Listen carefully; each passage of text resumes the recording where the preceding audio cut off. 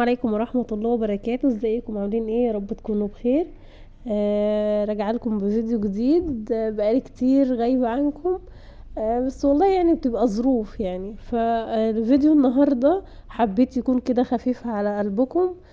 ده كده انا مش روتين تنظيف ولا اي حاجة، ده بيبقى الوقت المحبب ليا. انا برتب كده مكان اقعد فيه مع نفسي في هدوء.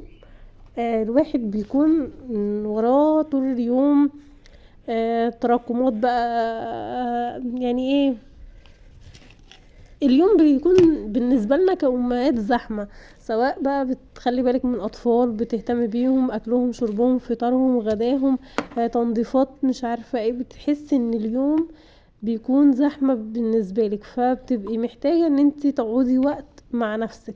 انا يعني من طموحاتي ان انا اشرب كوباية شاي في هدوء، في بدون بقى ايه، بدون تدخلات، اللي هو بق يا ماما، حبة يا ماما، يعني اللي هو تشربي كوباية شاي في استرخاء، في استجمام، بمزاج. يعني اللي هو كوباية الشاي بمزاج. انا لا يعني مهما يعني اي وقت اعمل فيه كوباية الشاي ده، يعني بحس نفسي ان انا ما بشربهاش بمزاج. امتى اشربها بمزاج؟ لو الاولاد نايمة. وطبعا عشان يكونوا نايمين، يعني يكونوا نايمين، ان انا بقى يعني ساعات بيناموا، ببقى عايزه انا ايه، طب الوقت ده اعمل فيه ايه؟ يعني هقعد مع نفسي ولا انام؟ ساعات بقى الصراحه بكسل واروح انام، يعني هو بصدق ان هم يناموا عشان انا انام زيهم. لكن ده كان الوقت ده كان تقريبا على العشاء كده. آه ف آم، يعني مش هقول لكم ان انا مش ورايا حاجات، لا ورايا حاجات في البيت اعملها ومش عارفه ايه، بس نظفت كده او رتبت المكان. طبعا ببقى مرتباه الصبح، بس يعني ايه، مع الاطفال مش عارفه ايه بيبهدلوا طبعا على مدار اليوم. مفيش بيت فيه اطفال بيكون مرتب يعني 100%. لا، بيكون فيه اماكن مش مرتبه. لا انا حبيت بس ارتب كده، اقعد مع نفسي شويه. رتبت كده الركنه كده ان انا اقعد فيها، وعملت لي كوبايه شاي. وعلى فكرة وانا بسجل الصوت كانت بنتي صحيت، يعني انا كنت شربت كوباية الشاي وبنتي صحيت اهي. ف قعدت حتى لو والله لو 5 دقايق، الواحد بيحس ان هو خرج عن ضغوطات اليوم. قعدت كده وظبطت المكان وطفيت بقى الانوار. رحمكم الله. طفيت النور وقعدت كده في اللي هو ايه، نور بسيط جدا، وقعدت في هدوء. الواحد فعلا فعلا يعني احنا نبقى محتاجين الوقت ده. انا كنت يعني مع اني ما قعدتش كتير، يعني اللي هو مثلا ربع ساعة، وليكن ربع ساعة، بس اللي هو ها، اتنفست. اتنفست بعيدا عن اللي هم بجد بتبقى. قولوا لي، انا مش عارفة هل انا كده بس ولا، يعني اكيد الاطفال كلهم كده، يعني مفيش مرحله عمريه ايا كانت المراحل العمريه الام بتكون مرتاحه فيها. اكيد لو كبار برضو بتكون وراها مذاكره بقى، مش عارفه ايه. لكن انا اطفالي لسه صغيرين، فرق بينهم سنه و4 شهور. مثلا واحد عنده 3 سنين وشويه، وهي التانية سنتين.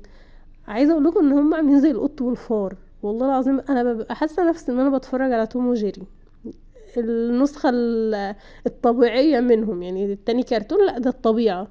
بيفضلوا بجد نقر ونقير، ويضربوا في بعض، ويشدوا اللعب من بعض، ومش عارفة. طبعا هم بيسيبوا كل حاجة، يعني بيلعبوا بأي حاجة إلا اللعب، فاهمين؟ مش عارفة، أكيد يعني الأطفال كلهم كده. يعني وأنا بصبر نفسي وبقول ما هو أطفال، يعني هيطلعوا طاقتهم في إيه؟ بس الواحد برضو برغم كده بيبقى محتاج ان هو بجد يقعد مع نفسه شوية، يقعد في هدوء شوية. انا ساعات والله العظيم بتوصل معايا ان انا ببقى عايزة اعيط، يعني من كتر الصويت والعياط والخناق هم بجد يعني والله ما بيسيبوا مكان. يعني اللهم بارك، يعني ربنا يحفظهم يا رب ويبارك فيهم. ما بيسيبوش مكان يعني نضيف لثواني. لو انا لو رتبت المكان ولفيت ظهري برجع الاقيه متبهدل. بس يعني بصبر نفسي، بقول دول اطفال يعني، لازم يعملوا كده. فربنا يا رب يبارك في كل اطفالنا يا رب، ويرزق كل مشتاق. حبيت بس ان انا كده افضفض معاكم، ويا رب ما اتاخرش عنكم. يعني انا في تجديدات في حياتي باذن الله، باذن الله قريبا جدا، وان شاء الله بعدها اتمنى ان انا افضل متواصله معاكم يعني على اليوتيوب، وان انا ارجع اعمل روتينات بقى وكده. بس هو كان في مرحلة كده او فترة كده في حياتي مريت بظروف معينة، والحمد لله ان هي عدت على خير. و لسه يعني لسه ايه اللي هو زي ما بيقولوا فاضل على الحلو تكة، ان شاء الله باذن الله قريبا جدا. اتمنى ان انا هرجع ان شاء الله للقناة واهتم بيها شوية، واعمل لكم بقى فيديوهات حلوة وكده. يا رب الفيديو يكون عجبك، ولو عجبك ما تنسيش لايك للفيديو واشتراك للقناة لو لسه ما اشتركتيش، وفعل الجرس عشان يوصلك كل جديد. والسلام عليكم ورحمة الله وبركاته.